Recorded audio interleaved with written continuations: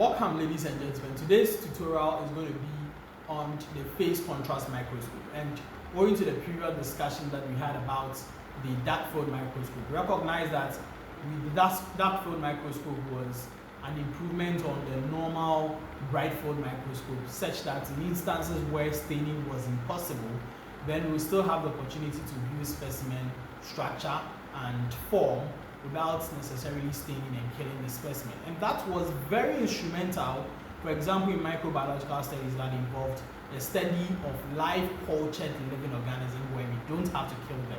And so we can be able to observe their shape. So for example, this bacteriological studies, we can be able to observe the shape of that bacteria. Is it spirali? Is it vibro? Is it cocci shape and all that? And that can be able to help us to predict what kind of bacteria it is, and also the movement and all that were particularly going to be enhanced in that particular microscope considerably more, as opposed to bright field microscope that allows you to see barely nothing with that kind of poor contrast. But what the phase contrast microscope does different is that, unlike the dark field, which does not allow you to see internal details, even though it does its best to enhance on contrast without killing the specimen, phase contrast for the first time would allow us to see specimen internal details while still improving contrast without killing the specimen. And so this is a significant evolution in microscope in that particular regard. And the inherent principle is very simple.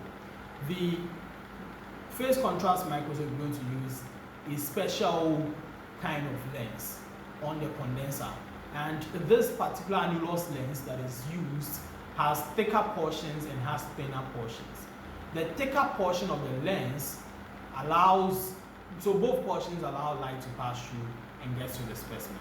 But it's important to know that light rays that pass through the thicker portions of that lens experience very high levels of diffraction, and they are disturbed to a large extent. So at the end of the day, the light rays that emerge from the thicker portion of the lens are going to have less amplitude, and less amplitude in light corresponds to less brightness. So those light rays that pass through the thicker portion of the lens enter the specimen will come out of the specimen being less bright, and those that pass through the thinner portion of the lens will come out of the specimen being brighter than the others. And so at the end of the day, the final image that is formed is a configuration of high bright light and less bright light, and that particular differentiation in the light rays due to which part of the lens it passed through and all that would be able to allow us to improve on contrast naturally, such that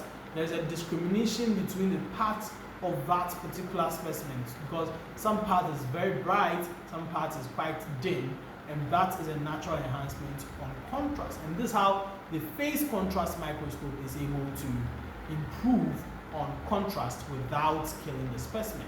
And this, ladies and gentlemen, is a significant evolution in light microscopy. Thank you very much for watching this video. Don't forget to subscribe and share to your friends. We'll be back with another tutorial.